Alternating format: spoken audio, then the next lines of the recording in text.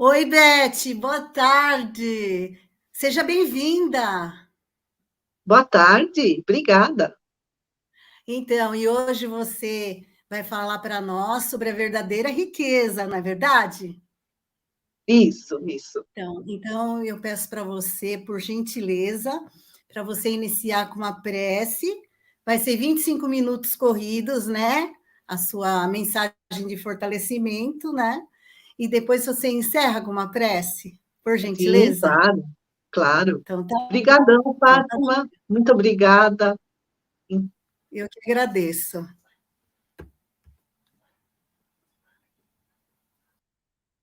Então, boa tarde, amigos. Uma alegria estar aqui. Esse tema, a verdadeira riqueza, a gente pode encontrar muitos ensinamentos no Evangelho segundo o Espiritismo. Mas antes, façamos uma prece, pedindo ao nosso Pai Maior, a Jesus, nosso mestre amigo, aos nossos mentores, aos mentores do SEAC, que nos abençoem aqui nesses próximos minutos, para que possamos entender os ensinamentos do Cristo e da doutrina espírita. Que assim seja. Então, esse tema, né, riqueza, pobreza, desigualdade das riquezas, está lá no Evangelho segundo o Espiritismo, capítulo 16, servir a Deus e a Mamon. Então, tem muitas mensagens nesse capítulo que fala sobre como lidar com a fortuna. Então, é, explicam os espíritos que não se pode servir a dois senhores, a Deus e a Mamon, porque se a gente serve um, esquece o outro. Mamon é um termo hebraico que significa dinheiro. E mas estar encarnado, né, é viver no mundo material. Então nós devemos buscar o progresso material também, buscar o conforto, mas não podemos esquecer que somos espíritos imortais. Por isso é importante um equilíbrio, né? Entre cuidar dos bens da terra e cuidar dos bens da alma. Outro item lá do Evangelho, capítulo 16, do Evangelho segundo o Espiritismo, guardar-vos da avareza. Então, né, muitas pessoas juntam bens materiais, aí morre, e como, né, disse Jesus, as coisas juntadas para quem ficará. No capítulo 10, né, do Evangelho segundo o Espiritismo, um espírito protetor que se autodenomina M, né? É um pseudônimo, M.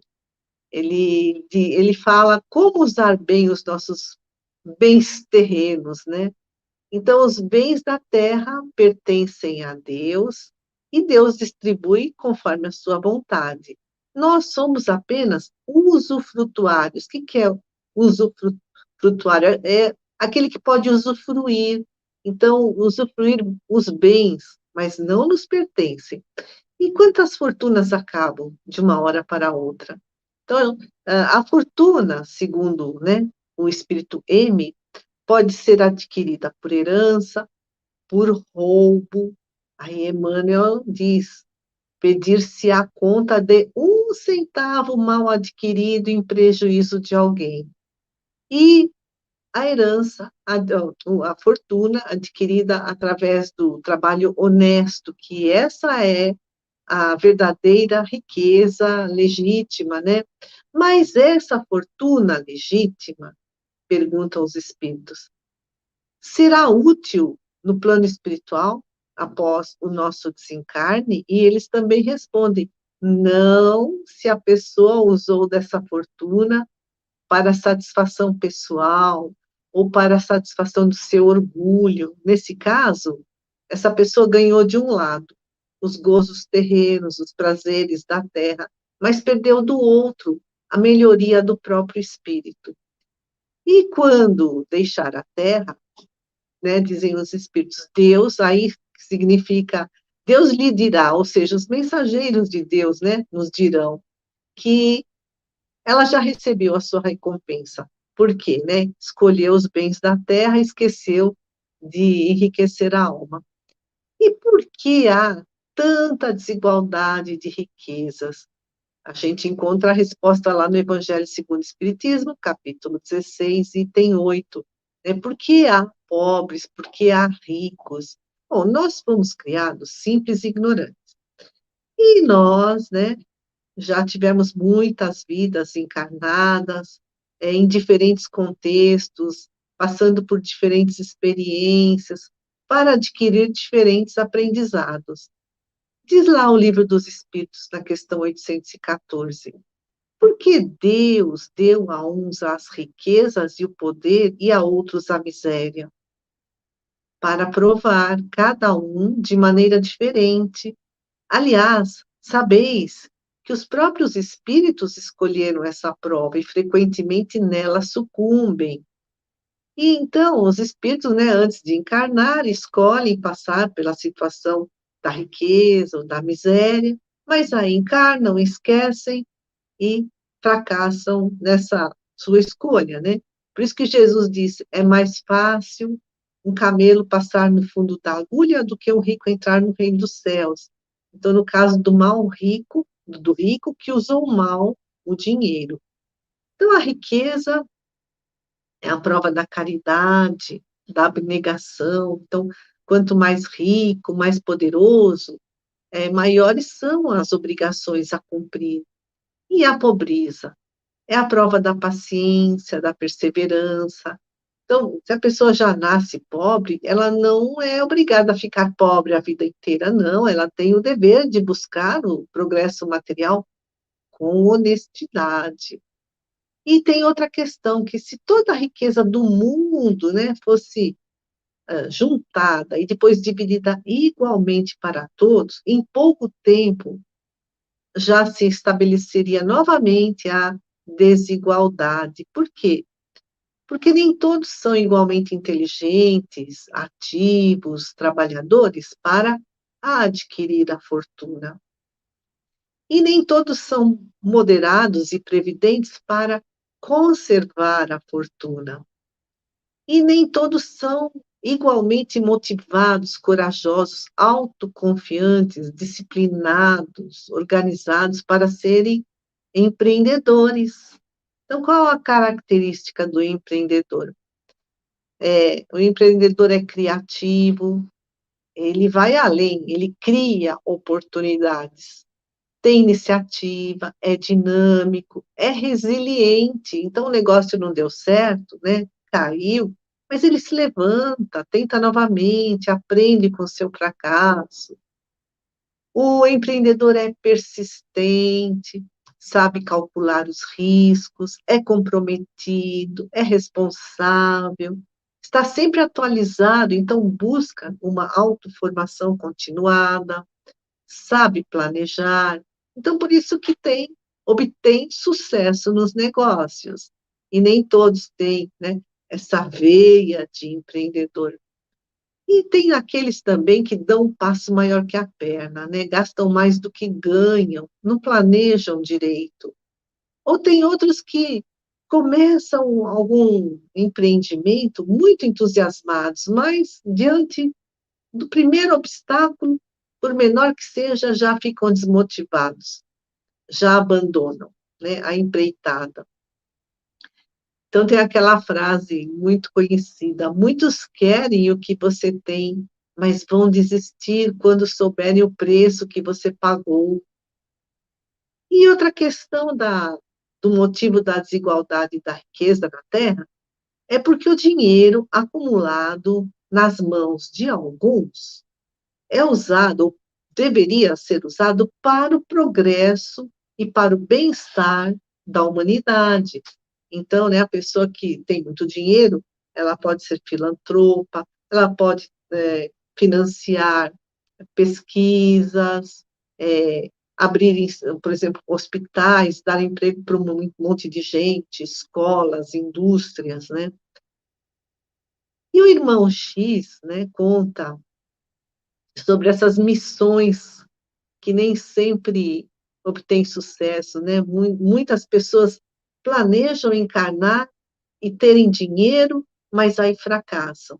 E o Humberto de Campos, né, que se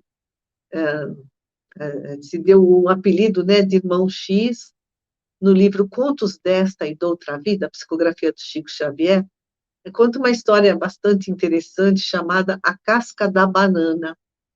Então, o Saturnino, ele iria reencarnar.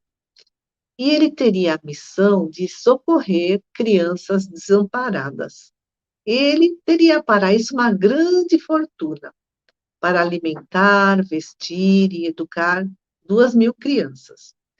E Lisel é o mentor do Saturnino. Então, Saturnino nasceu cheio de saúde, e ele sempre mantinha o contato com o seu mentor, ou através dos sonhos, né?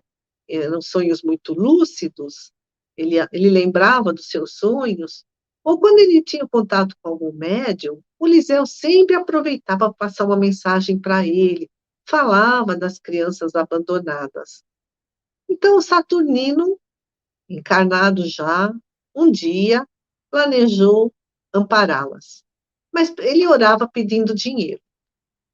E o dinheiro veio abundante, ele explorou o manganês, negociou com imóveis, comprou uma fazenda, plantou café, juntou muito dinheiro.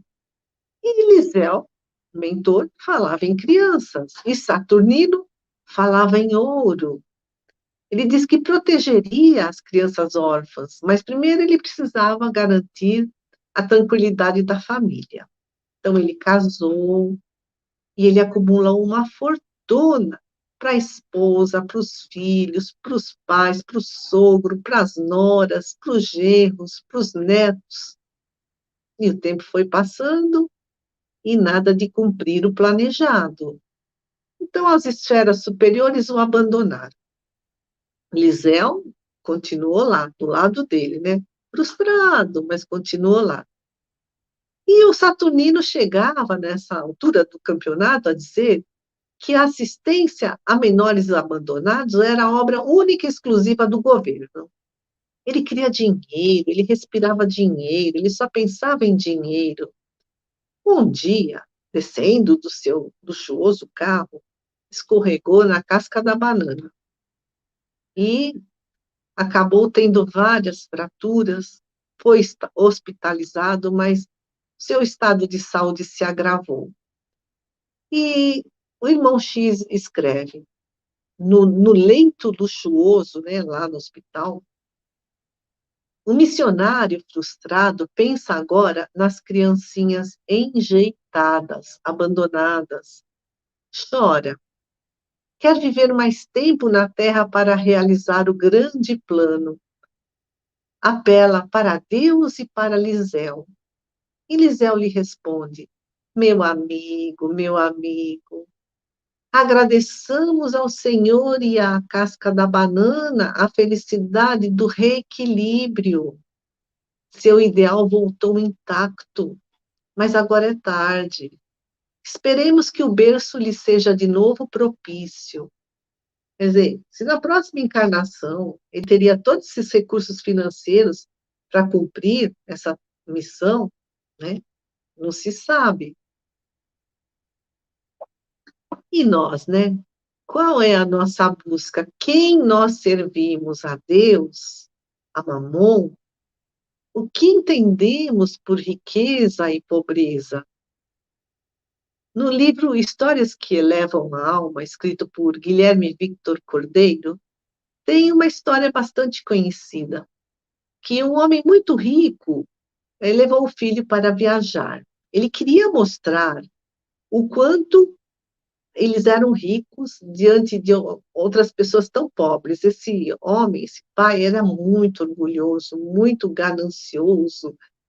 Então, eles foram para a chácara de uma família muito pobre e lá passaram um dia e uma noite. A intenção dele era mostrar para o filho o quanto eles eram ricos, para que o filho fizesse essa comparação, né, da vida que ele levava com a vida tão simples daquela família moradora da chácara. Na volta para casa, né, no seu carro luxuoso, o pai perguntou para o filho: o que você achou de conhecer essa família? Muito bom. Você viu como algumas pessoas são pobres? Sim. O que você aprendeu? Aí o menino se entusiasmou e respondeu: Ah, pai, muita coisa. Aprendi que só temos um cachorro, gordo, de pelo lustroso, preguiçoso. Eles têm 4 cachorros que são muito amigos entre si. Eu cheguei e eles já pularam em mim, já rolamos na grama. Nós temos uma piscina enorme e que fica a maior parte do tempo vazia, porque nós selecionamos demais os nossos amigos. E eles têm um riacho de água cristalina perto da casa deles, com peixes. E lá os amigos se reúnem e brincam. E nós temos uma varanda iluminada com luz elétrica, com mesas, cadeiras, churrasqueira, enfeites. E eles são iluminados pela lua, pelas estrelas, pelos vagalumes. O nosso quintal vai até o portão de entrada, né, protegido por muros e grades altas. E eles não têm portão, não têm muro. À volta da casa, eles têm uma floresta inteira, cheia de animais, de flores. Obrigado, pai, por me mostrar o quanto nós somos pobres. Então, o que é riqueza? O que é pobreza? A riqueza está nos bens materiais, mas esses bens são efêmeros, passageiros, como Jesus diz. O ladrão rouba, a traça come, a ferrugem corrói. Ou a riqueza são os bens espirituais? Vai depender do nosso ponto de vista. Lá no Evangelho segundo o Espiritismo, no capítulo 2, nos itens 5, 6 e 7, tem um texto chamado O Ponto de Vista, em que Allan Kardec nos diz que a ideia precisa da vida futura, após o nosso desencarne, nos leva a construir uma fé inabalável nesse futuro. E isso nos anima a nos esforçarmos para o nosso aperfeiçoamento moral. Então, encarar a vida da Terra como uma breve permanência nos facilita a nos desprendermos dos bens materiais e a buscar os verdadeiros valores da alma. Então, amigos queridos, elevemos os nossos pensamentos ao mais alto, pedindo ao nosso Pai Criador, ao nosso grande mestre, amigo, Jesus, aos nossos mentores, que nos ajudem a ter esse ponto de vista de que somos espíritos imortais, nos ajude a servir, em primeiro lugar, a Deus, cuidando, sim, das coisas da terra, da nossa profissão, da nossa casa, dos bens materiais que precisamos para a nossa sobrevivência, e por isso nós agradecemos por tudo que temos, pela nossa casa, pela nossa roupa, pela nossa comida, mas ajuda-nos, Senhor, a não esquecer que, acima de tudo, somos essências divinas, e nada do que temos aqui será útil lá na pátria espiritual.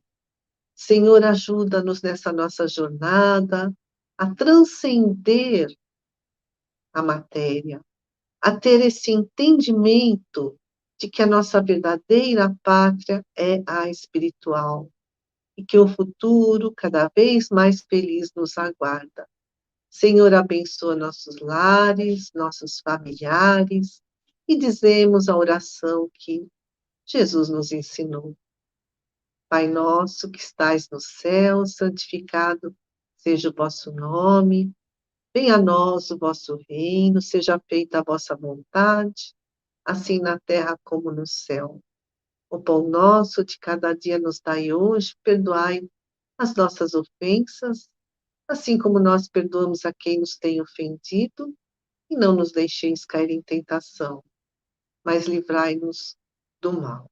Pois teu é o reino, o poder e a glória, para todo o sempre. Que assim seja. Que a paz do nosso Mestre Jesus nos acompanhe a cada dia das nossas existências. Muito obrigada.